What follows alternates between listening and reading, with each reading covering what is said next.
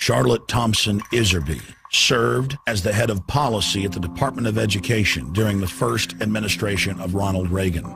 While working there, she discovered a long-term strategic plan by the tax-free foundations to transform America from a nation of rugged individualists and problem solvers to a country of servile, brainwashed minions who simply regurgitate whatever they're told.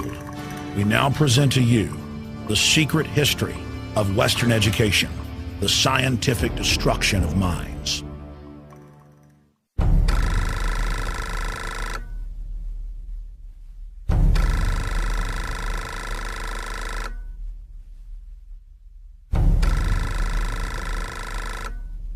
The minutes reveal that in 1910, the Carnegie trustees asked themselves this question, quote, is there any way known to man more effective than war to so alter the life of an entire people? For a year, the trustees sought an effective, peaceful method to alter the life of an entire people. But ultimately, they concluded that war was the most effective way to change people. Oh, my God. World War I. Horrible war. Oh, God. I mean, made every other war look like nothing. They sent a confidential message to President Wilson insisting that the war not be ended too quickly. After the war, the Carnegie Endowment trustees reasoned that if they could get control, here we go, of education in the United States, they would be able to prevent a return to the way of life as it had been prior to the war. And they recruited the Rockefeller Foundation to assist in such a monumental task. Education should aim at destroying free will so that pupils are thus schooled they will be incapable throughout the rest of their lives of thinking or acting otherwise than as their schoolmasters would have wished. Influences of the home are obstructive, and in order to condition students, verses set to music and repeatedly intoned are very effective. It is for a future scientist to make these maxims precise and discover exactly how much it costs per head to make children believe that snow is black.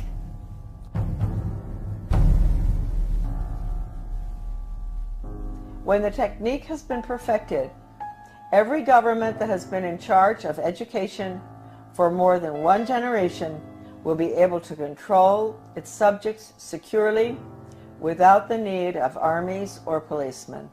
End quote. Young people cannot be trusted to form their own opinions. It's our job to tell them.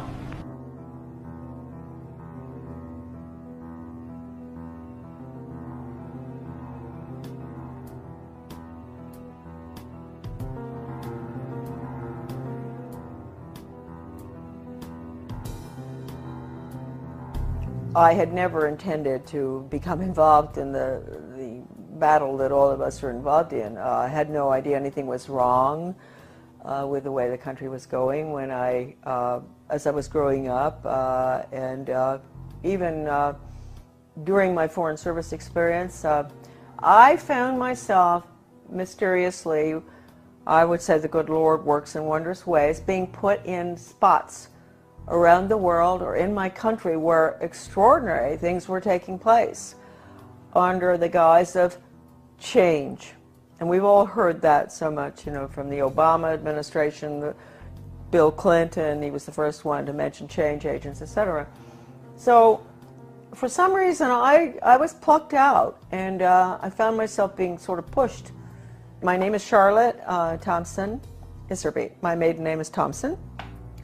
My husband, who I want to give great credit to at this point, was Belgian, from the Flemish part of Belgium. I met him, I'll explain that later, in Europe when I was working at the embassy in Brussels. Without my husband's help throughout the last 30 years, certainly when we came back to Maine, my work never would have happened. And he understood beautifully. He had been highly educated in Europe, and he understood the whole plan. In fact, about 5 years after we had come back to the United States, someone gave me Gary Allen's book, None Dare Call It Conspiracy. I was on the school board, and this lady called me, and she loved the work I was doing on the school board. Of course, nobody else did, but she said, I've got a book for you. She brought it down, and I read it, and I looked at it, and I thought, I've never heard of such a thing as this. I mean, this is a conspiracy to really take over the world. Thank you, Gary Allen, who's no longer with us. And so I said to my husband, good Belgian, well-educated, do you know about this? And so he took a look and he said, yeah, sure, I know about it. I said, you know about this? You know about the Illuminati and the Bavarian conspiracy? You know about all this, the plan to implement a world order huh? And he said, well, yeah, I learned all that in school. And I thought, oh, okay. So thank you, Jan, wherever you are. I think that maybe you are very involved in helping all of us right now straighten out this mess. We go back. I was born in 1930. Yes, I'm getting there. My mother was from Virginia, a wonderful Southern conservative, wonderful gal. And my father came from Pennsylvania. He came from a family that in mining, and his father was a very recognized mining engineer who ultimately went out to South Africa and opened the gold mines. And my grandfather knew all these people. My grandfather was Skull and Bones. My father was a wonderful person. He was mayor of several towns on Long Island, New York, and in New Jersey, and he was a real constitutionalist. And somehow he was a member of Skull and Bones, but he didn't have anything to do with the power structure there, right? He absolutely nothing, although he did go to their meetings, and he went out to the island for retreats and what that stuff. He went to Bohemian Grove once. And so I grew up in sort of an atmosphere of, it was apolitical in a way, except for local politics, which my father was fabulous on. Anytime anybody did anything like wanted to break down local government or get rid of elected officials like regionalism does, my father would be right there with the Constitution. So anyway, I went to private schools, and I got out of prep school in Wellesley, and I decided I really didn't want to go to college. A lot of people thought it was a mistake. I wanted to go to business school instead. I was tired of somehow I had a bad feeling about things that were being pushed in the prep school. Like I was a member of World Federalists. I was falling for this junk. But somehow I didn't want to continue that. So instead of going on to Smith or Vassar or what, I went to Catherine Gibbs Business School in New York City. Wonderful, wonderful, difficult school. But I learned best grammar, how to write, accounting, shorthand, which came in very, very handy, I can assure you, especially when I was in the Department of Education. I got out, I graduated, and the Korean War was on. So I was very patriotic. My mother had always worked for the Red Cross. She was a volunteer during World War II at the mental hospitals, bringing the guys in from the war. So I heard a lot about the Red Cross, which is, I want to point out right now, changed enormously from that time. And I wish I could say in a better way. I think it does very good work. But it's connected with all the other, non-governmental, non-profit groups, and they have all been infiltrated. I signed up for Korea, that's right, but they changed my orders. At the last minute, I went to Guam. I spent a year there. My next assignment was Shitoshi, Hokkaido, another air base, fighter base, I think. I finished my tour. I didn't want to come home by air. I wanted to go by ship. So I decided to go. A friend of mine went with me, third class, in the bowels of the Vietnam, which was a freighter. Luckily, I was in third class. So I was down, and we had very good food, because French have good food, whether it's third class or not. Always a big bottle of wine in the middle of the table. And the people at the table were coming out of North Vietnam, coming out of North Korea, and China. They were refugees. And, of course, the Vietnamese ones spoke French, and the Chinese were very well educated. They were well educated Chinese, so they spoke English. I spoke French, so the conversations were unbelievable. They would tell me what had happened, why they were coming out, what was going on under the communists, which we didn't let General MacArthur, move in and take over. Truman brought him home. We could have won that war. We could have kept the whole Far East from collapsing, but that wasn't the plan. that old soldiers never die. They just fade away. This one woman was taking her daughter to Paris, to the conservatory there of music, to study piano. And she told me that her father, or grandfather, I'm not sure, was a very famous pianist in China during the Cultural Revolution, and that they cut his hands off. And so that, I never forgot that. And then the other lady, she was from Vietnam, North Vietnam, and she told me that her grandfather, they killed him because he was opposed to the communist regime, and they cut his head off and they stuck it on a pole, and they marched around town with his head on the pole, which of course was to, you know, warn the rest of the Vietnamese, keep your mouths shut. Don't go up against this regime. Then my father, he's a New York lawyer, absolutely wonderful person, great sense of humor, and I know he's skull and bone, so we have to forgive him for that. But anyway, so he says to me after, I've been gone for 2 years, mind you. This is his young daughter that he cried when I left, right? What are you doing going abroad? So after 2 months home, he said to me, Shar, well, when are you thinking about moving on? And I thought, God, I've only been home 2 months. You know, I've been gone for over 2 years, and they want me out of here. And I thought, well, you know, I guess he's right. You know, I better not hang around home forever. And so I went down to the State Department. I had all the background because of Catherine Gibbs. That's the best thing that ever happened. I had the credentials to get into the State Department to work for ambassadors, which I did, assistant secretaries. I worked in Washington in Soviet affairs, in Middle Eastern affairs when all the Suez Canal stuff and everything was going on.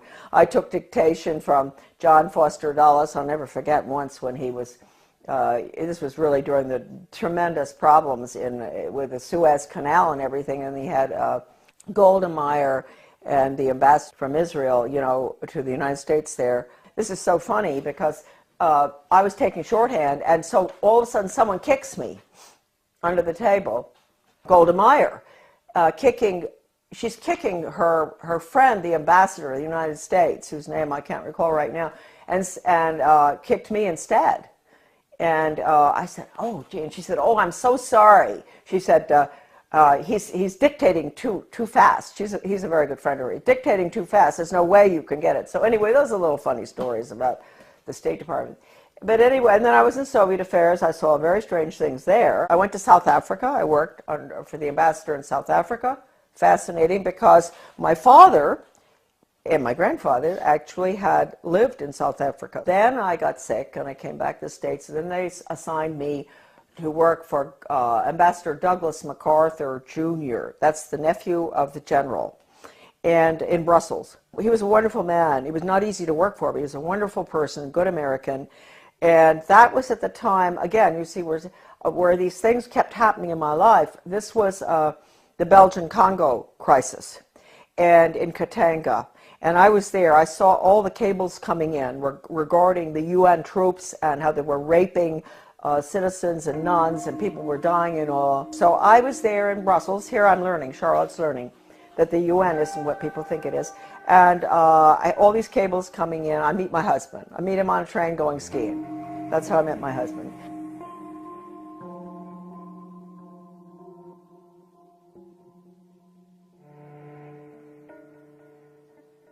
My husband and I are engaged. We subsequently get married in the United States. He comes over. Then we go back to Belgium, and we're there for about 4 years. And then from there we go again to a hot spot, which I didn't realize. I'm talking about the weird things that happened. The hot spot was Grenada. I could see then from our house overlooking the bay, the lagoon in St. George's, all this activity. Boats coming in with strange flags. Stokely Carmichael came down there to sort of stir up the pot to get the Grenadians, mad at the rich, nasty capitalists who owned these yachts and all. It was really getting bad there. And I knew the political situation well because we had Grenadians working on the boat. I had a lot of Grenadian friends in government as well. Anyway, we left. We were there about 5 years. And then when we left, I remember telling our Grenadian friends, you're going to have trouble here. There's troubles coming. And of course it did. In 1984 4, I guess. That was one good thing Ronald Reagan did, which I was opposed to because it was a UN move, but he saved a lot of my friends from being killed by the Soviet regime in Grenada by moving in there to protect, so-called protect American students. But it was really the oil pipelines, I think, of Rockefeller that we were protecting. We're in Grenada. We go back to the United States. I put the children in public school. So here we go. I had no idea that education would be any different from sort of what I'd had. I had had a good education, a private school education, but I didn't know. And so they go into the public school system in Camden, Maine, and in retrospect, I believe that that was a pilot school, one of them for the whole country, for changing our education system from an academic, classical educational system to brainwashing for the international socialist government. Everybody has all the research on this. I have so much. It's all in my book, The Deliberate Dumbing Down of America. I hit Camden and I start asking, I get on a little committee, philosophy committee, and we were all asked by the superintendent, highly skilled change agent out of Harvard, well, I want to know what all of you feel the purpose of education should be.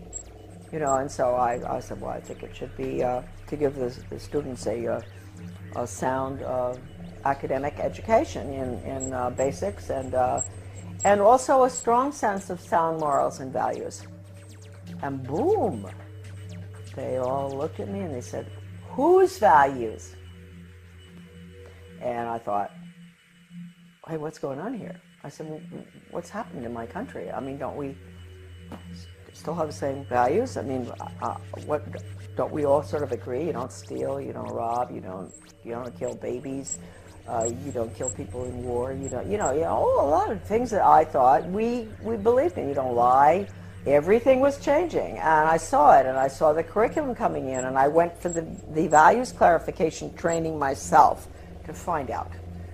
I had a call from a master teacher who taught all over the world, and she said, you are absolutely correct. I was on the school board by that time. After 3 tries, I got on. And she said, you're absolutely correct. I want to pay for you to go for some in-service training. And I said, in what? And she said, well, it's called Innovations in Education, and it's how to become a change agent. She paid $100 for me to go. I went. And all these normal-looking people, nice, some from my own school district and all, and the guy is a facilitator, but he's using this big book called Innovations in Education, a Change Agent's Guide, and it has all these case studies of teachers and administrators and how to sneak in controversial curriculum such as death ed, sex ed, bullying ed, alcohol ed, drug ed, all these programs that have education hanging off the end of them that have nothing to do with education. It's interesting. You don't have math ed and science ed and all. They call it math and science and history, right? But when you see anything with education hanging off the end of it, red flag, huh? In that training, he taught us how to identify resistors in our community. And they were the people who were smart, who knew that these programs were designed for nothing other than to make children engage in sex, to drink, to take drugs, to do all the things that the parents were being told the programs were to help the children.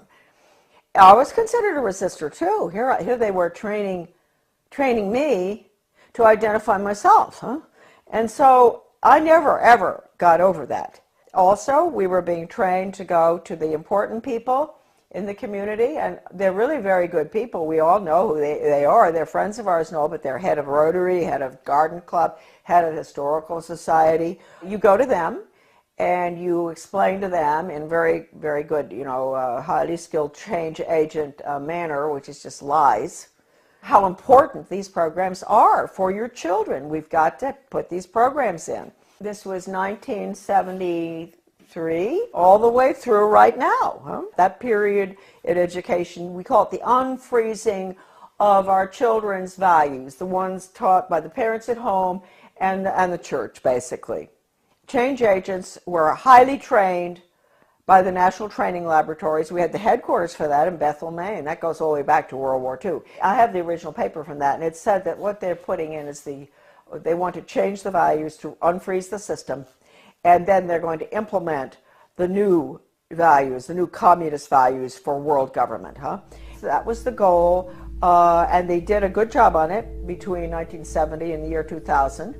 And now the values, as we can all see, people are saying, oh, well, we've got to be tolerant, there are no absolutes anymore. That's not fair to judge people. Don't be judgmental. If your grandmother is dying of cancer and you can't afford the medicine, it's okay to steal it. That's what you call values clarification with the education for a planned economy, using workforce training, identifying children at a very early age, what they're going to do the rest of their lives. It's the Soviet planned economic system, starting as early as first grade. That's being put in now under the guise of school choice, charter schools, and using the performance-based, outcome-based Skinnerian Pavlovian method with a computer. Pavlov, interestingly enough, was a Russian. People think that he invented operant conditioning. He didn't. He went to Leipzig, Germany, and he studied under Wilhelm Wundt in the 1800s, mid-1800s. Wilhelm Wundt was a philosopher, German philosopher, who was involved in trying to figure out how you can get people to do change, understanding the psychology, what makes people click, how you can get them to do what you want them to do, etc. And he became very frustrated with the inability to change people's behavior and their views and everything, doing the traditional way, lectures and this and that and all, and discussions and all. And finally, he realized that what he was dealing with was the human soul. The soul is a very difficult thing to track. It sort of floats all over the place, and it rebels, and it doesn't, it's independent. And so he came up with a scheme to attack the nervous system. That's really what it is. It's neurological. If you can get them to react in certain ways to what you want, like when the doctor, give you a good idea, the doctor used to, physical exams, they take a hammer, a little rubber thing, and knock your knee, and it goes boop. So he figured, well, you know what? We can operate on that thesis, where we attack the nervous system, and it's a stimulus response thing. So you have to provide the stimulus in order to get the response. Well, if it was dog training, the stimulus would be a dog biscuit or something, and ultimately, when the dog sees you taking the biscuit out of the box, he's going to do what you want, right? And so it's really pretty simple. I had never gotten involved in having to figure it out until a very good friend of mine, a teacher in Arizona, had to go through the first program that was brought out of 1965. One of the first ones was called Mastery Learning. And she quit education when she went through the training. She said it was so sick. And she had papers from doctors and all saying it even makes children sick. And I met her when I went into the U.S. Department of Ed, because I found her correspondence came to my office, and it was referred to me. And that was how I met her. And she was the one who educated me about operant conditioning and how awful it is. I mean, it can absolutely destroy free will. We had free will until we got to the computer. The computer absolutely destroys. The child there's no thinking going on there. There's no transfer being made. And you've got to understand that. All the documents in regard to this by people, not myself, by educators who have been trained in it, are in my book. So you don't have to say Charlotte said that. You can say Professor so-and-so said that. I have one incredible paper in the back of my book by a leading educator written in the 60s that I managed to get. It was attached to the Project Best application for funding that I talked about, the one I got fired for. And that paper talks about the need for computers and how wonderful they're going to be and all. But he says, if you don't agree with the message morally and ethically that's going on to that software, do not do it. And that's coming right out of the mouth of an educator involved in it. He says, you have to have a conscience, because that software is so powerful that no matter, you may think, oh, well, the person on the other end, you know, he can do what he wants and make up. No. Once it's in the software, and once the child is clicking away on the computer and getting the little happy face as the reward, that's what happens. We all know that feeling when we get something good on the computer. He's not going to ask any questions. That's it. Finished. And it can bring the student to a certain totally opposite position in their thinking using Socratic questioning. So it's very dangerous. I can't tell you how dangerous it is. I mean, how dangerous is a method that can actually change, actually destroy one's conscience. That's bad news. And we were all softened up, and that's what we're looking at today. Now, the refreezing has to take place. The refreezing is going to take place with the use of the computer. Schools will be bookless. They are already some of these programs coming in.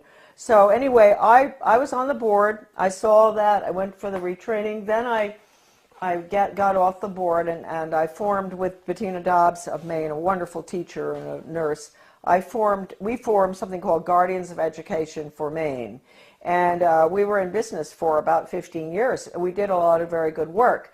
In 1980, I went to work for Ronald Reagan, and I worked there for 2 years until I was fired.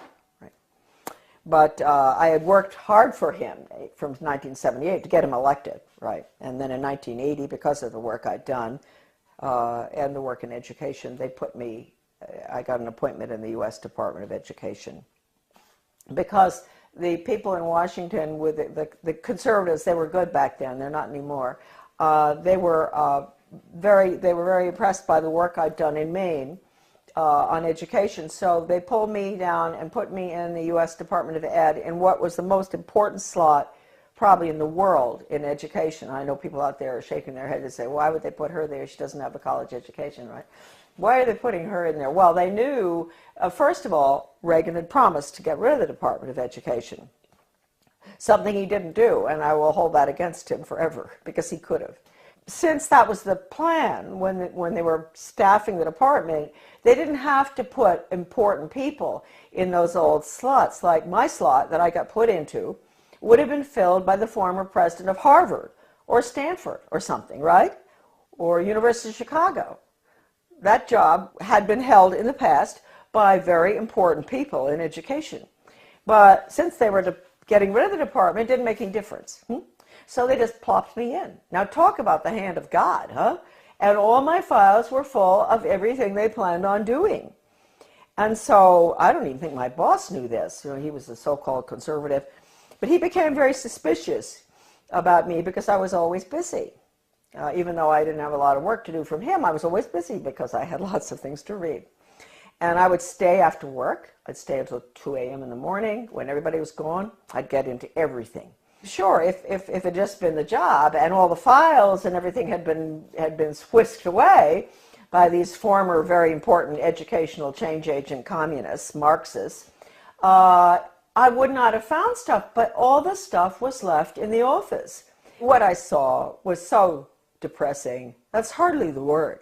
I mean, this was the education of Charlotte. It was the greatest horror story I had ever encountered. And at one point, he sent me, he wanted to get rid of me out of that office. He sent me up to the National Institute of Education, which is where all the research is performed.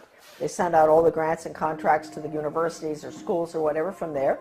I found out I was really in the belly of the beast right there, because I had access to all the computer printouts of all the grants and contracts of your money folks going out, not just across our country, but all around the world, about how to change the education system from academics to a brainwashing using Pavlovian, Skinnerian, operant conditioning computers and workforce training for the globalist economy, the corporate fascist socialist communist government that's coming right in this minute.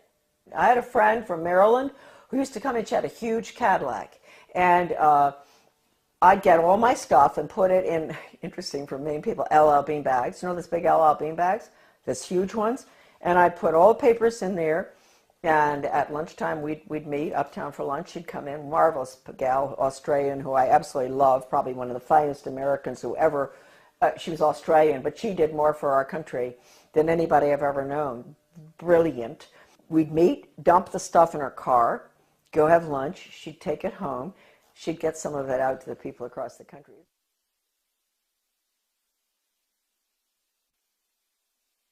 Really marvelous. Well, once I had these two big bags, and two of these major change agents at National Institute of Education, they were coming down. I was going to the elevator, and they were walking down, and I thought, oh no, you know, I've got to get out of here. So I had to go in the men's room and hide.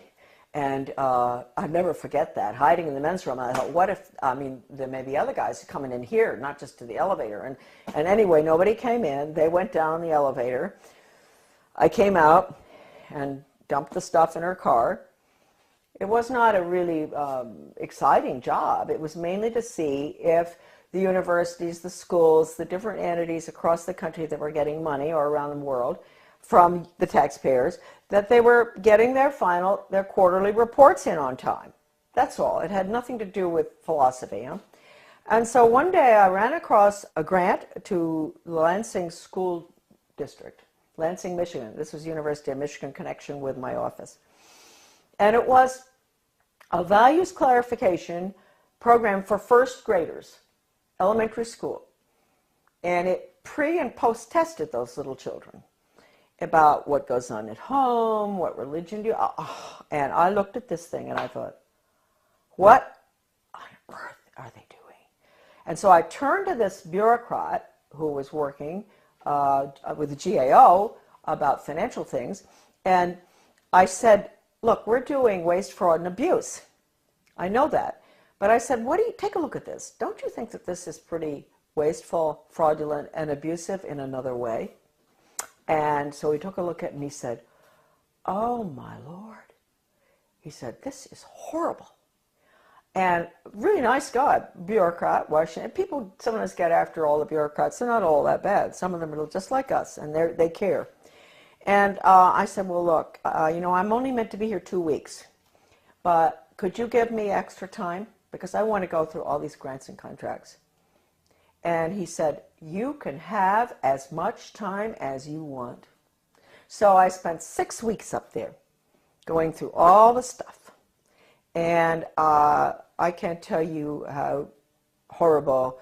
First of all, even if you don't care about children, you don't care about education, you don't care about your country, you don't care about anything, people, are there people out there who don't care about anything? They do care about their wallet, huh? You should care about this money that has been spent in the name of education. It's total brainwashing. Anything coming out of Washington is a total Marxist brainwash. And Marxism is the world of the future unless we stop it right now. I'm fired for leaking one of these documents to Human Events. It was the one that put technology into, with the computer on, with the curriculum on it.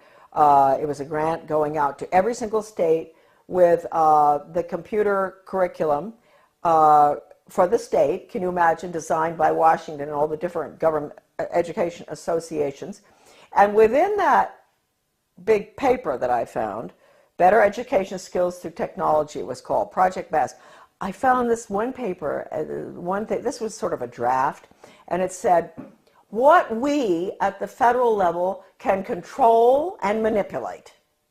That's a direct quote, colon. And then it listed, this is for us at the local level because we don't know how to run our own laws, and the state. I get fired. Then I write the president, I write Reagan, and I tell him what's going on in the department. And I said, you would be shocked if you knew. This place has got to be shut down, etc. And it was a long letter. I explained everything, that the U.S. Department of Education is a Marxist factory designed to destroy any semblance of good values, academics, etc., and to make sure our children march blindly into a socialist communist world government. That's the goal of the U.S. Department of Education. They didn't want, anyone to know that Ronald Reagan had that letter. So I never got a reply. I tried to. I called Ed Meese. I went home, called Ed Meese, who was the chief counselor or whatever in the White House, and I said, I want to talk to you all. I want an answer to that letter. Finally, I went down and talked with Ed Meese's aide, Ken Cribb, and I said, he patted me on the shoulder, you know, that way they do that. Oh, Charlotte, aren't you pleased to know the president got your letter? That's an admission right there. I know he got it because John Lofton, a journalist at that time in Washington, called his office, the White House, back in 1983 or something, and asked. And they said, yes, it's on his desk, and he's marked it up. So let's get that straight. He had it. The purpose of that letter was to make sure that that department is abolished and the American public education is returned to its original status, run at the local level and with elected school board members and with no influence whatsoever from the federal or international level. That's how it should be. It was the best education system in the world. That's what I was asking for. Anyway, it didn't happen. That letter to Reagan, again, is on my website, Deliberate Dumbing Down, under a PDF. I wrote in 1985 a book called Back to Basics Reform, or Skinnerian International Curriculum. And to make sure people read this little 39-pager, I decided to put an asterisk so that they didn't really have to read it. I put an asterisk which said, necessary for United States participation in a one-world socialist government plan for the early years of the 21st century. When the conservatives, the neocons, let's call them that, not Goldwater people, when the neoconservatives, Heritage Foundation, all of those groups, I'm sorry folks, when they saw that book, they boycotted it. They boycotted that book, which told Americans exactly what I just told all of you, what I'd seen, and that we had to get rid of the department. It all happened under Ronald Reagan. You call it what you want, corporate fascism, socialism, communism, planned economy. You call it what you want. What is it? It's really, it's horrible. Your children have no upward mobility whatsoever. I told you earlier. I said, yeah, they're put into a slot early on. The government and the schools, they decide what your child is capable of doing the rest of his life. He might be able to sneak out of that sometime if he's brilliant and do his own thing, but it's unlikely. So it's fixed. This is the end of upward mobility for our children, end of freedom for this country. Planned economy is the end of freedom. It's a failed system, but there are people at the top who live very well by it. And then I find out that Ronald Reagan has signed an agreement with Gorbachev to merge the two education systems. Well, you can't tell me that conservatives didn't know that was going on, because I know some who were at Geneva when this happened. And they didn't do anything about it, but we found out. And so we fought this United States-Soviet Education Exchange Agreement. The Carnegie Corporation also signed agreements. Basically, most of that was to do with computers and technology and critical thinking for little elementary school children. Those agreements were signed. We raised $5,000 to put an ad in the Washington Times to expose that. It was called Educate is Worse Than Watergate or something. And but again, we got no support because that information wasn't meant to get out. Then, about 4 years after the fact, my little article was called Soviets in the Classroom, America's Latest Education Fad, that nobody would touch. The conservatives, all the different conservative groups, media and all, would not publish it. All of a sudden I got a phone call from a wonderful man by the name of Robert Morris. He was a judge from New Jersey. He calls and he said, I'm now the president of America's Future. And I had tried to get this article published by America's Future, Soviets in the Classroom. And I couldn't get it published. It was interesting because America's Future used to do a lot of articles on bad textbooks and everything in the United States. And I thought surely they would be interested in the United States-Soviet textbook agreement too, and exchanges. And I was sure but no, they would not publish it. So this marvelous Bob Morris became president. He found my article in a drawer in the desk that was left there, the manuscript. And he read it and he thought, oh, what is this? Can you imagine? He's a leading conservative himself, very important person. He had not heard about it. He had not heard what Reagan had done. It's happened ever since 1958, when the first agreement was signed by Eisenhower with the Soviet Union at the peak of the Cold War. And then the various agreements have been signed all the way through until recently, one with China. So we have merged, and let me point out, just today, I was informed that there are forces at work in the state of Maine that are surrounding our wonderful people that we elected last November. Traditional Mainers, good, hardworking Mainers who were very upset about what's going on. They worked hard to get our governor in, a wonderful man, Paul LePage. And I want to warn all of you that out in your states, if you elected some really good people, they've been surrounded.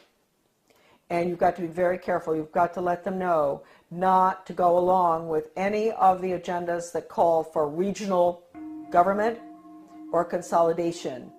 Because regionalism, you know, the merging of services, the police forces in one town, police force merges with another one, the schools consolidate, all the little schools merge into a big one. They tell you that's to save money and all. They're lying to you because it doesn't. We know that. It doesn't save money. But what it really is, regionalism is communism. And I have an article, it's in Deliberate Dumbing Down of America. You can look up the name Zeitlin. You will see this communist writer for the Communist Daily World in the mid-70s talking about the need for the United States to implement regionalism and consolidation. It's communism. So any effort that you see out there where they use the word, they don't use the word regionalism that much anymore, they're getting smart. They use the word consolidation. They convince the people, especially in economic downturn times like right now, this tragic time we're going through, that this will save money, that it won't have as high taxes. Consolidate, consolidate, don't do it. We are the major country that's going down to communism, and the rest of the world will follow. They'll call it the global system, the international socialist global system. It is nothing but a totalitarian system. In 2002, President Gorbachev, in speaking in London, he called the European Union the new European Soviet. We know what we're looking at. The North American Union and all other regional entities throughout the world, whether it's the Pacific Circle Consortium or whether it's the Middle East. You think we went into the Middle East for any reason other than to destroy Iraq and to make it part of a region hooked into the banks? What they're doing is they're destroying the Middle East so they can restructure it as a region in this new world order. So these are all the regions.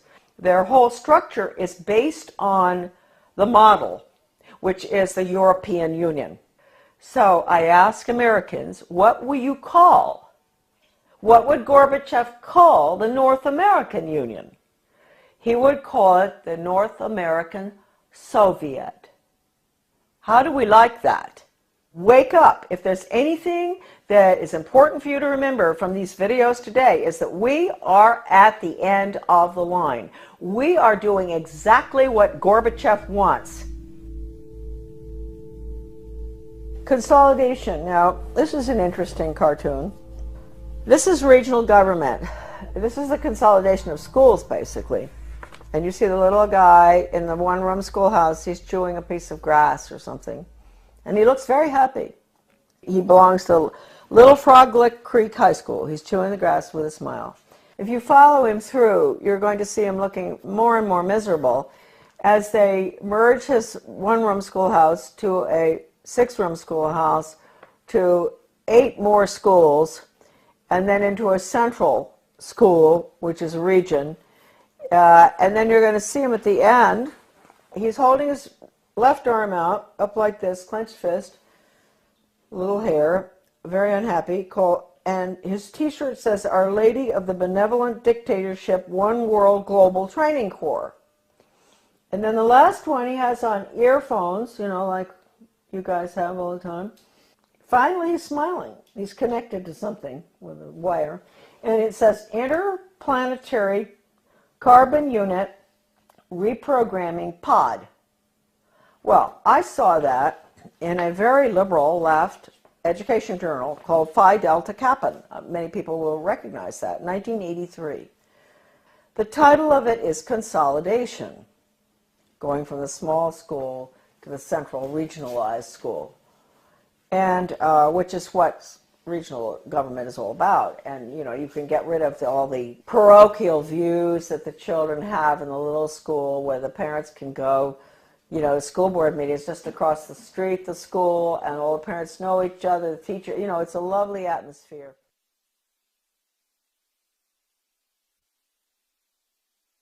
And then you end up with all the children going long distances on the bus, which is no good for them, to the regional school.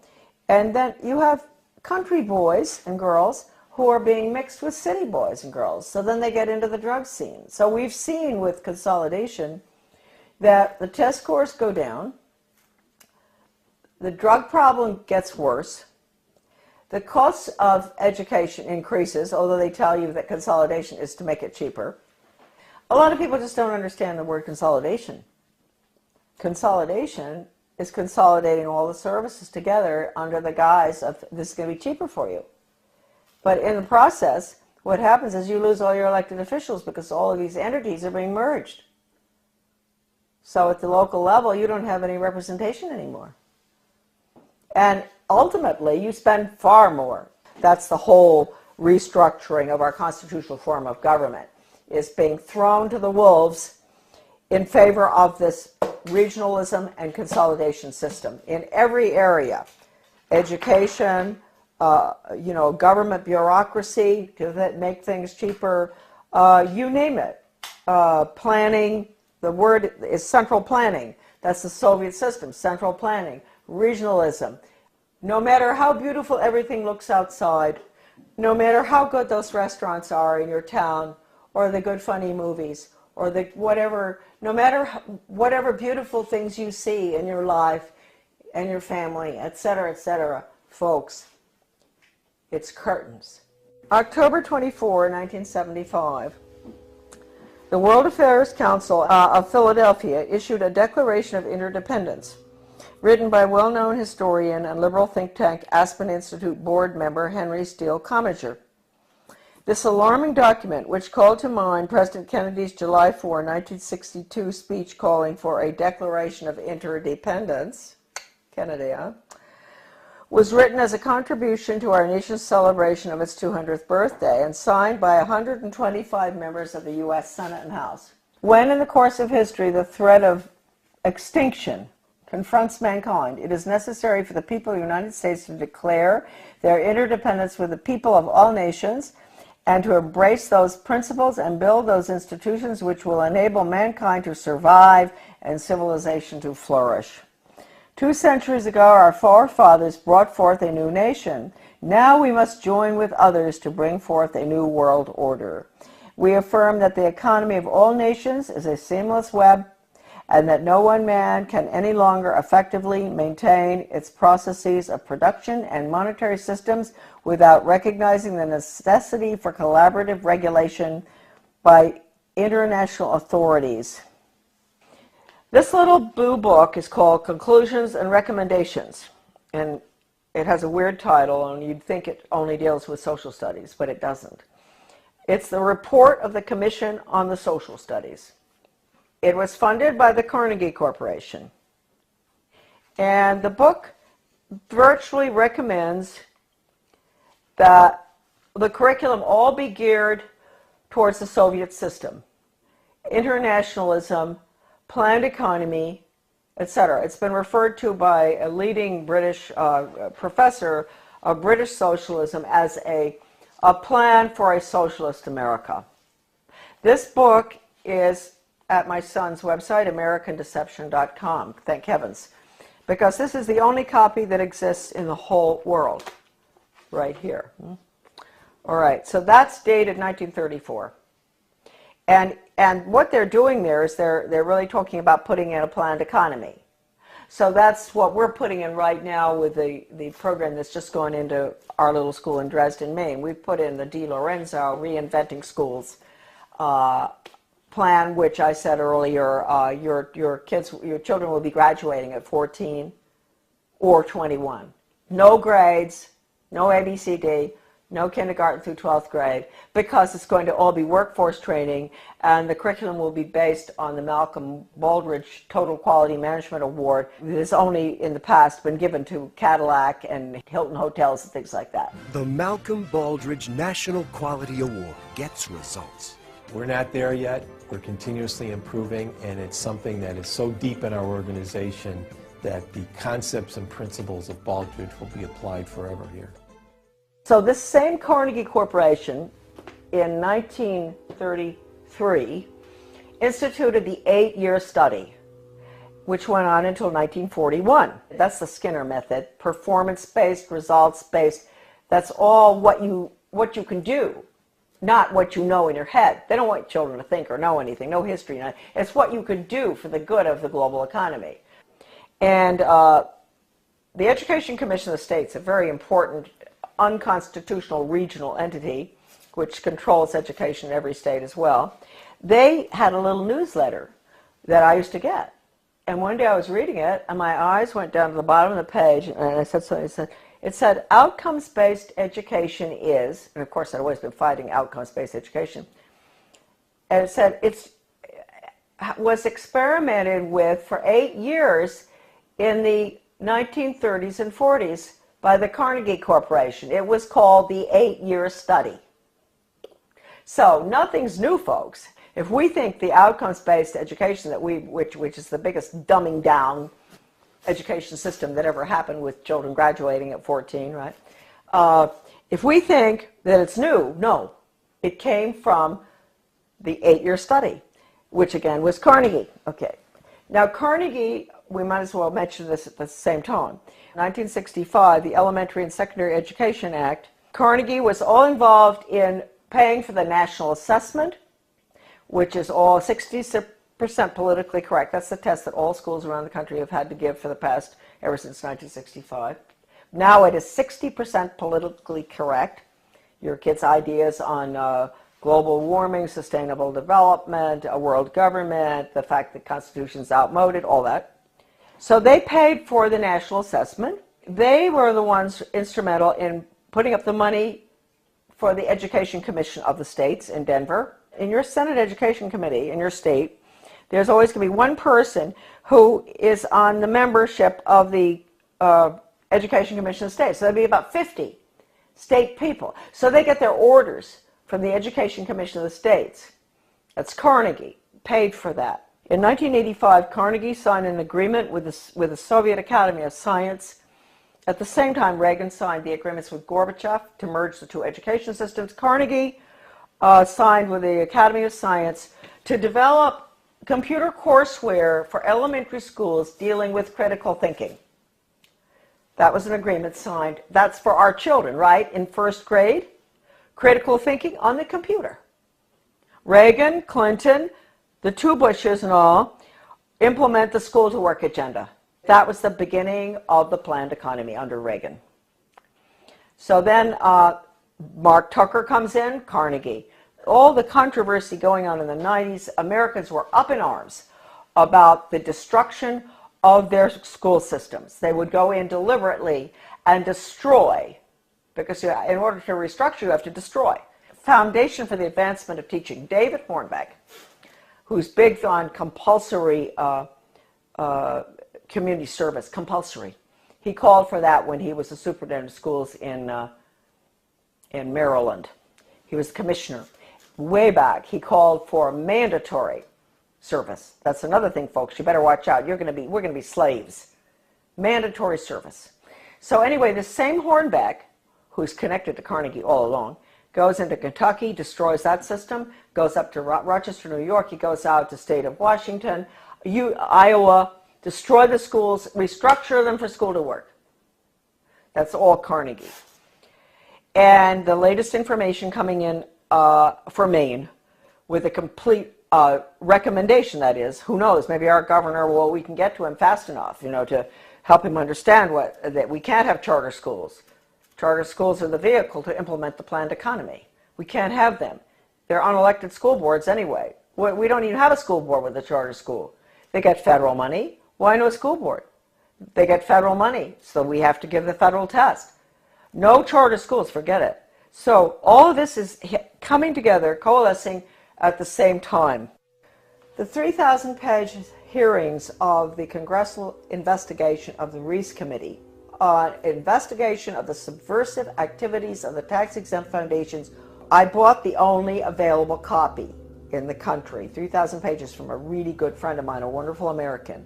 He had been offered any amount of money for that 20 years ago by one of the minions of the tax-exempt foundations. They did not want that copy to be floating around.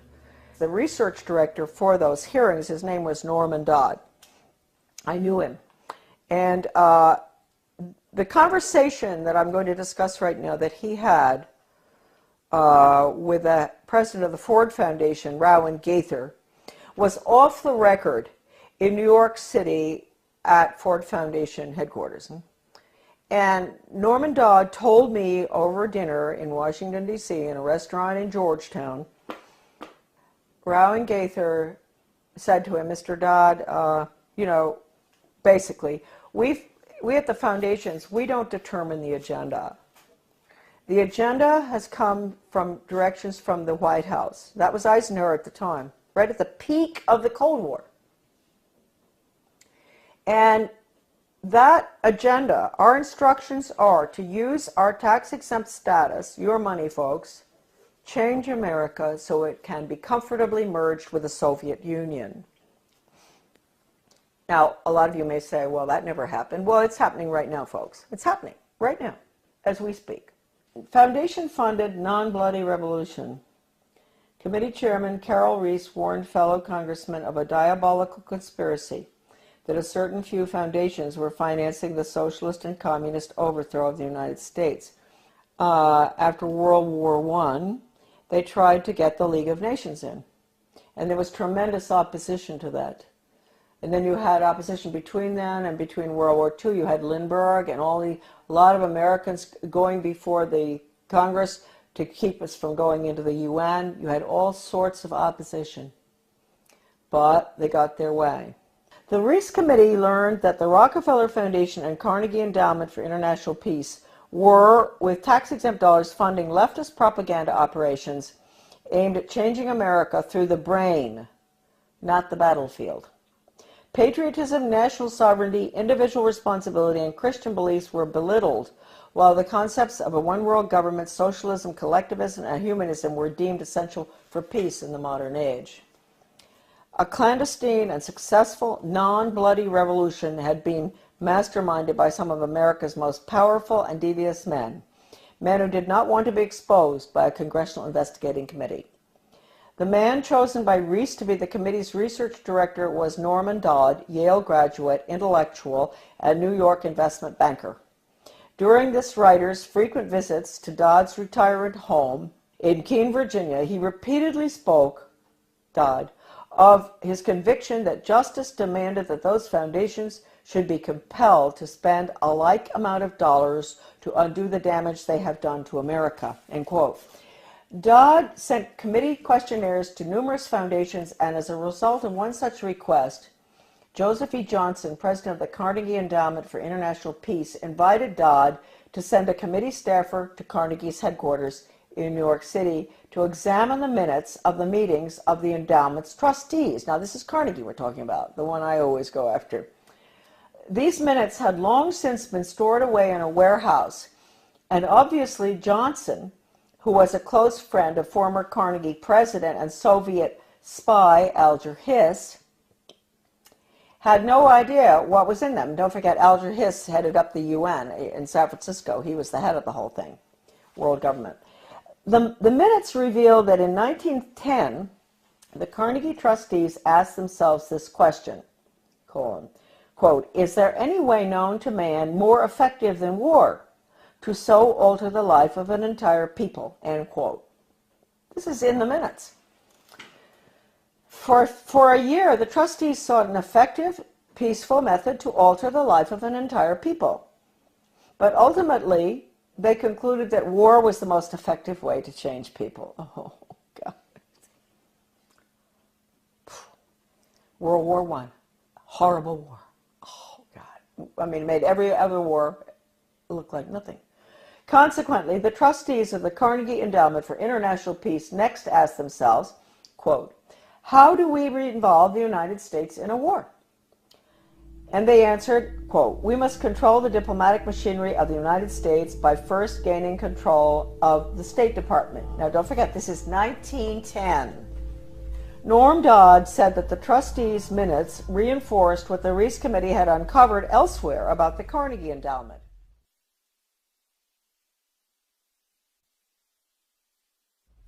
That it had already become a powerful policy-making force inside the State Department. During those early years of the Carnegie Endowment, war clouds were already forming over Europe, and the opportunity for the enactment of their plan was drawing near. History proved that World War I did indeed have an enormous impact on the American people. For the first time in our history, large numbers of wives and mothers had to leave the home to work in war factories, thus effectively eroding women's historic role as the heart of the family. The sanctity of the family itself was placed in jeopardy. Life in America was so thoroughly changed that, according to Norman Dodd, quote, the trustees had the brashness to congratulate themselves on the wisdom and validity of their original decision, end quote. They sent a confidential message to President Wilson, horrible, listen to this, insisting that the war not be ended too quickly.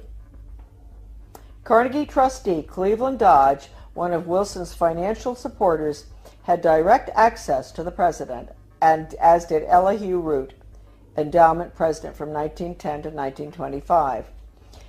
After the war, the Carnegie Endowment trustees reasoned that if they could get control, here we go, of education in the United States, they would be able to prevent a return to the way of life as it had been prior to the war. And they recruited the Rockefeller Foundation to assist in such a monumental task. According to Dodd, quote, they divided the task in parts, giving to the Rockefeller Foundation the responsibility of altering education as it pertains to domestic subjects. That was the Southern Education Board they set up. But Carnegie retained the task of altering our education in foreign affairs and about international relations. That would be UNESCO, UN, all that stuff. The foundations decided that the most effective method of achieving this goal would be to alter American history.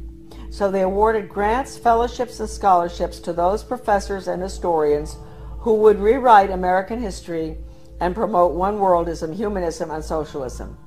By the early 30s, the well-laid plans of the foundation trustees had reached fruition, and a Reese Committee staff report concluded, 1, that there had indeed been a non-bloody revolution in America between 1933 and 1936, 2, that a certain few foundations had funded efforts to change the beliefs of the American people through education and propaganda, and 3, that these revolutionary changes had been accepted without resistance. To demonstrate how thoroughly American opinion had been changed according to the plan of the foundations, we cite the following historical example. At the end of World War I, Woodrow Wilson and his shadowy alter ego, Colonel Edward M. House, tried to sell the U.S. Senate and the American people on the idea of the League of Nations. This was, of course, the first concerted international effort towards a one-world government. Wilson and House failed in their mission, but a generation later, after another great war and much re-education via college international relations clubs, international studies, educational grants, and the like, the Senate and the people readily accepted membership in the United Nations. Roosevelt's foreign policy advisor, Alger Hiss, helped write the UN Charter, in which the Soviet Union was given 3 votes in the General Assembly and the United States only 1. And then, before his perjury conviction for lying, that's Hiss, about his Soviet espionage activities, he went on to become president of the Carnegie Endowment for International Peace. Chairman Reese expressed justifiable rage when he described what was happening as a diabolical conspiracy. The conspirators had left little to chance. Those congressional investigations of the early 50s into tax-exempt foundations were mandated by the House of Representatives in a resolution stating, quote, "The committee is authorized and directed to conduct a full and complete investigation to determine which of such foundations and organizations are using their resources for un-American and subversive activities, for political purposes, propaganda, or attempts to influence legislation." Now, folks, I want to tell you, the 3,000 pages of testimony, Reese Committee hearings, is at my son's website, AmericanDeception.com. The person I bought the hearings from, the transcript, was offered 20 years ago any amount of money for that 3,000 pages. The foundations wanted it back. It was the only copy left available. And he would not sell it to them. So my friend sold it to me.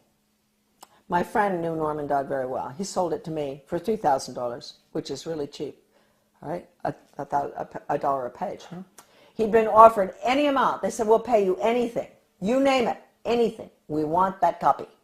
So it's now on the web for everybody to read. All right, now we'll continue. The congressional investigations, right.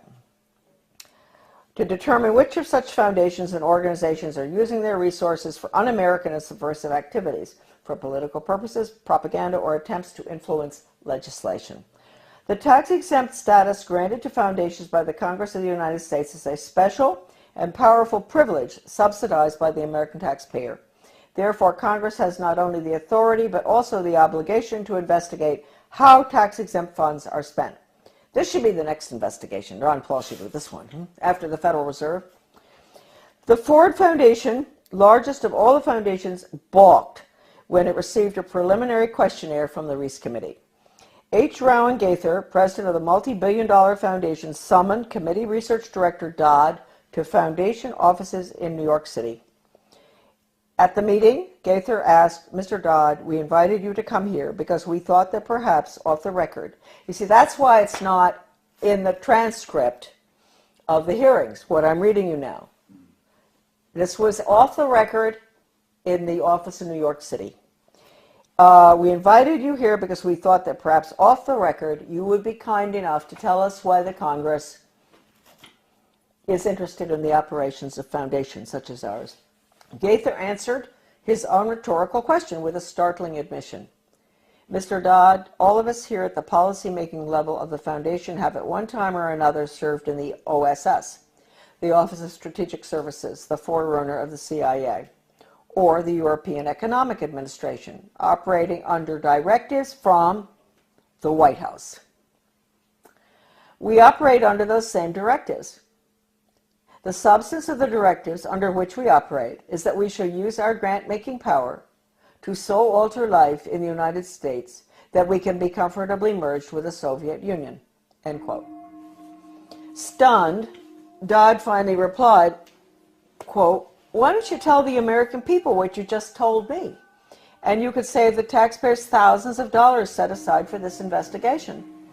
Gaither responded, "Mr. Dodd, we wouldn't think of doing that."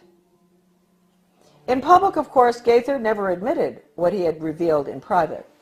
However, on numerous public occasions, Norman Dodd repeated what Gaither had said and was neither sued by Gaither nor challenged by the Ford Foundation. The latest article that I've written with Debbie Niwa, a wonderful researcher, a magnificent person and brilliant, did all the graphics and formatting and a lot of her own research as well on change agents and how they brought Americans to have a totally different mindset using all of the sensitivity training on. Debbie had some fantastic research of hers is in that article. As well as at the end of writing it, we came across extraordinary quotes from C.S. Lewis, who points out that if you substitute workforce training for education, that's the end of civilization. It's the end of the human being as an entity opposed to being an animal. It's the end of the human soul. It's the end of the conscience.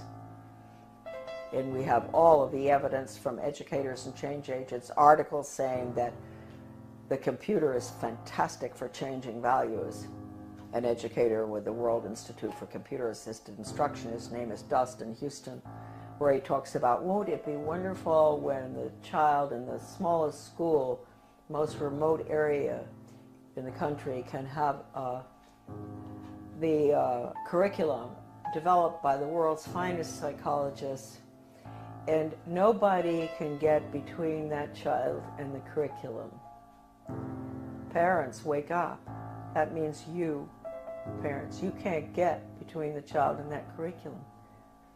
You can't control anything anymore. You've lost it. This is going in right now. And they say this works too. What works? I always wondered when I saw this stuff titled What Works in the U.S. Department of Ed, and I didn't pay too much attention. And one day I picked it up, something, and what works? Yeah, dog training works. If you reinforce, if you give rewards and all. And mind you, folks, the rewards are being passed out galore all over our country now, not just in education. In my former town of Bath, the police, the community-oriented policing system, the police are giving rewards to citizens who do good deeds. They give them a little medal. They see them help an older lady across the street who has groceries. The police determine what the good deed is. She gets a medal. That's a reward. That's conditioning. That's operant conditioning. You're going to end up with a society that never does anything for the sake of it being right.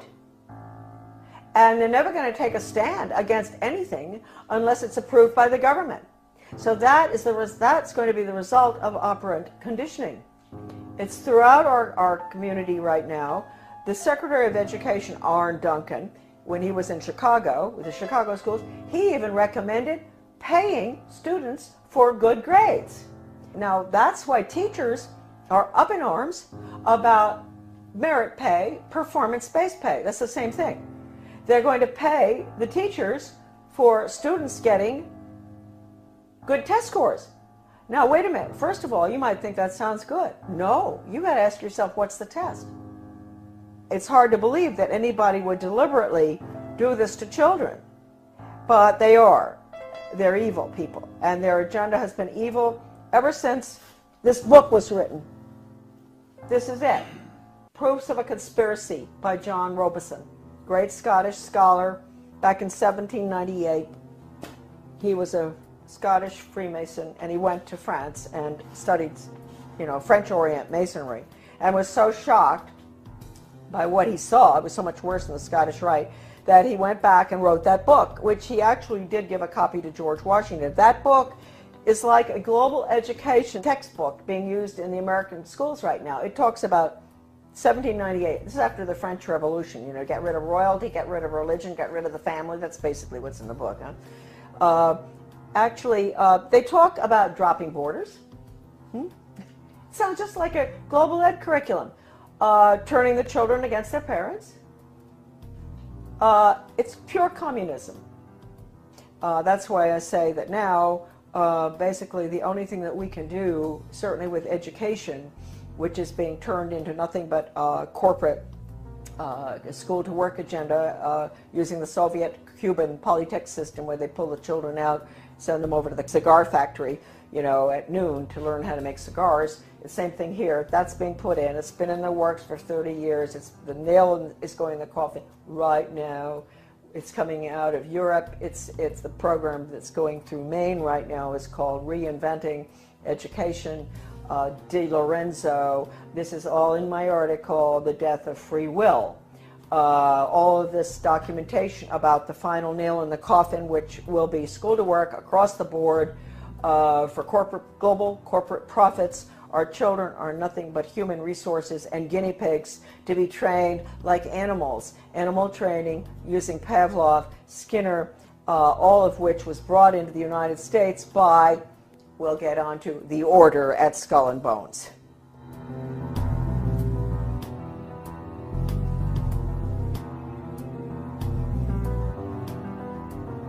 Coming soon to PrisonPlanet.tv, part 2 of our in-depth interview with Charlotte Thompson Iserby. We will expose the secrets of the Order of Death, publicly known as Skull and Bones. Mrs. Iserby's information, obtained from her father and grandfather, who were members of Skull and Bones, was the key intel used in the seminal work by Anthony Sutton on Skull and Bones.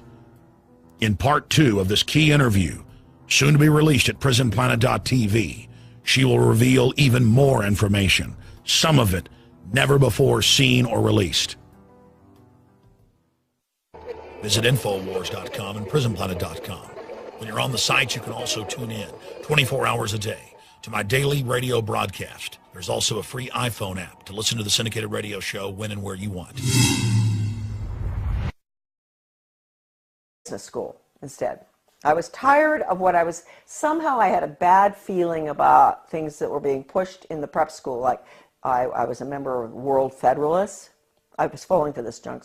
But somehow I didn't want to continue that. So instead of going on to Smith or Vassar or what, I went to Catherine Gibbs Business School in New York City.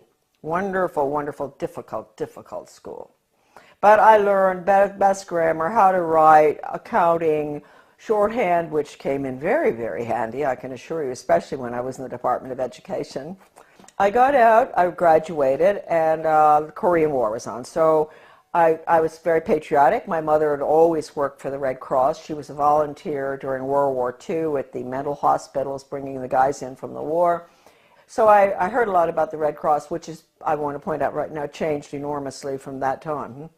And I wish I could say in a better way. I think it does very good work. But it's connected with all the other, you know, non-governmental, non-profit groups, and they have all been infiltrated. I signed up for Korea, that's right, but they changed my orders. At the last minute, I went to Guam. I spent a year there. My next assignment was Shitoshi, Hokkaido, another air base, fighter base, I think. I finished my tour. I didn't want to come home by air. I wanted to go by ship. So I decided to go. A friend of mine went with me, third class, in the bowels of the Vietnam, which was a freighter. Luckily, I was in third class, so I was down, and we had very good food, because French have good food, whether it's third class or not. Always a big bottle of wine in the middle of the table, and the people at the table were coming out of North Vietnam, coming out of North Korea, and China. They were refugees.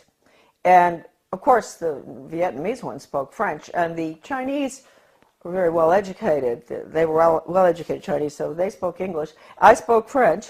So the conversations were unbelievable. They would tell me what had happened, why they were coming out, what was going on under the communists, which we didn't let General MacArthur, you know, move in and take over. Truman brought him home. We could have won that war. We could have kept the whole Far East from collapsing, but that wasn't the plan. That old soldiers never die. They just... Music and repeatedly intoned are very effective. It is for a future scientist to make these maxims precise and discover exactly how much it costs per head to make children believe that snow is black.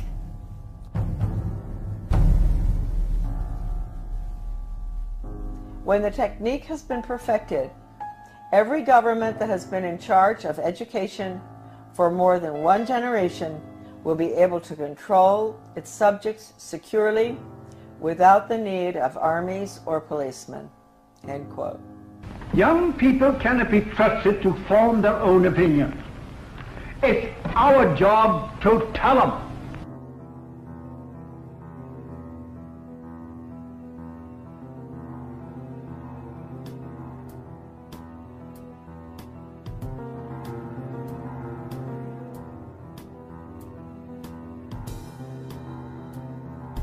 I had never intended to become involved in the battle that all of us are involved in. I had no idea anything was wrong with the way the country was going when as I was growing up, and even during my Foreign Service experience, I found myself mysteriously, I would say the good Lord works in wondrous ways, being put in spots around the world or in my country where extraordinary things were taking place under the guise of change.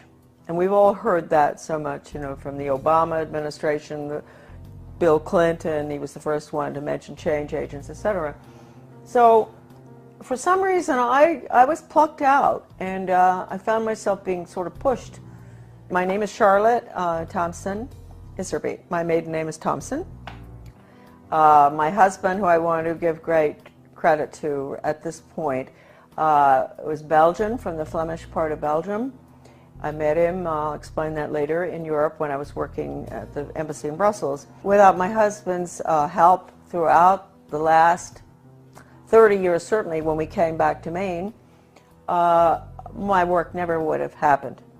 And he understood beautifully. He had been highly educated in Europe, and he understood the whole plan.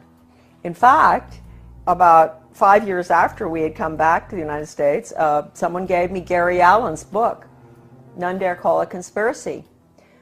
I was on the school board, and this lady called me, and she loved the work I was doing on the school board. Of course, nobody else did, but she said, I've got a book for you.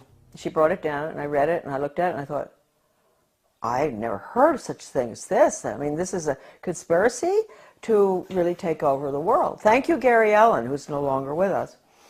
And so I said to my husband, good Belgian, well-educated, do you know about this? And so he took a look and he said, yeah, sure, I know about it. I said, you know about this? You know about the Illuminati and the Bavarian conspiracy? You know about all this, the plan to implement a world order huh? And he said, well, yeah, I learned all that in school. And I thought, oh, okay. So thank you, Jan, wherever you are. I think that maybe you're very involved in helping all of us right now straighten out this mess. We go back. I was born in 1930. Yes, I'm getting there. My mother was from Virginia, a wonderful Southern conservative, wonderful gal. And my father came from Pennsylvania. He came from a family that in mining, and his father was a very recognized mining engineer who ultimately went out to South Africa and opened the gold mines. And my grandfather knew all these people. My grandfather was Skull and Bones. My father was a wonderful person. He was mayor of several towns on Long Island, New York, and in New Jersey, and he was a real constitutionalist. And somehow he was a member of Skull and Bones, but he didn't have anything to do with the power structure there, right? He absolutely nothing, although he did go to their meetings, and he went out to the island for retreats and what that stuff. He went to Bohemian Grove once.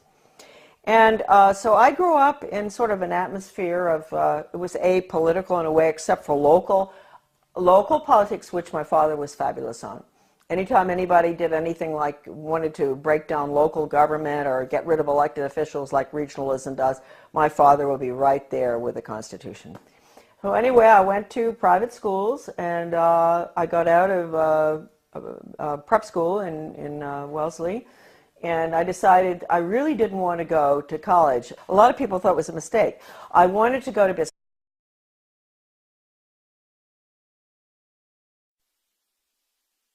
Charlotte Thompson Iserby served as the head of policy at the Department of Education during the first administration of Ronald Reagan. While working there, she discovered a long-term strategic plan by the tax-free foundations to transform America from a nation of rugged individualists and problem solvers to a country of servile, brainwashed minions who simply regurgitate whatever they're told. We now present to you the secret history of Western education, the scientific destruction of minds.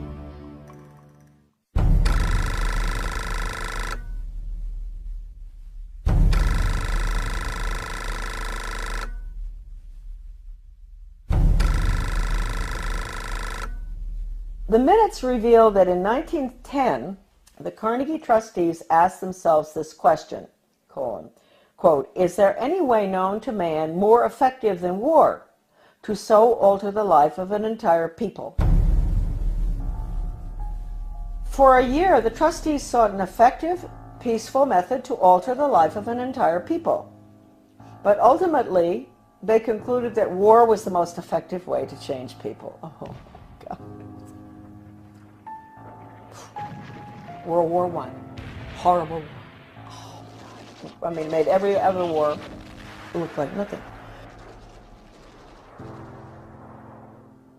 They sent a confidential message to President Wilson insisting that the war not be ended too quickly. After the war, the Carnegie Endowment trustees reasoned that if they could get control, here we go, of education in the United States, they would be able to prevent a return to the way of life as it had been prior to the war. And they recruited the Rockefeller Foundation to assist in such a monumental task.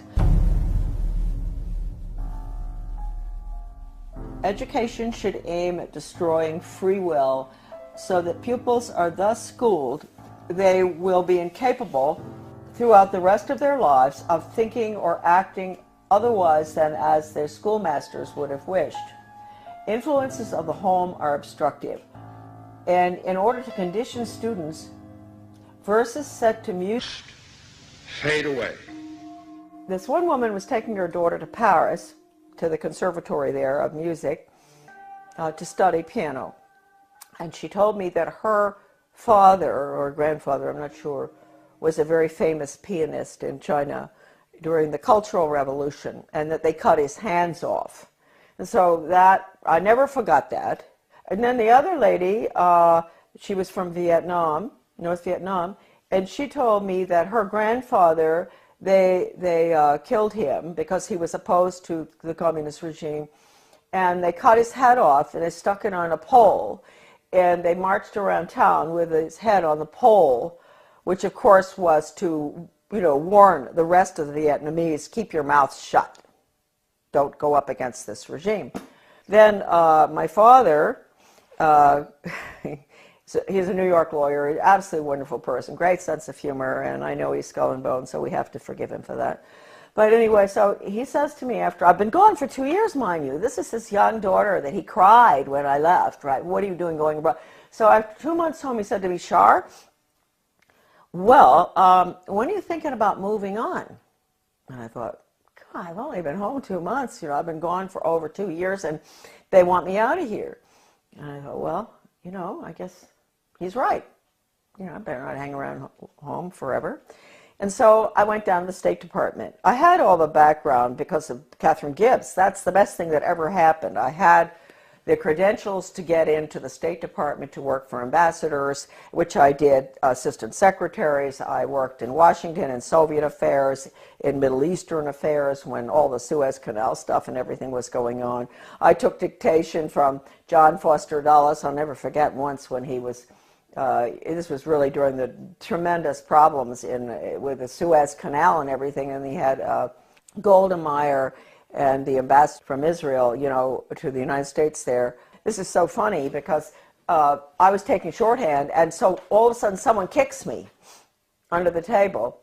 Golda Meir, she's kicking her friend, the ambassador of the United States, whose name I can't recall right now, and kicked me instead.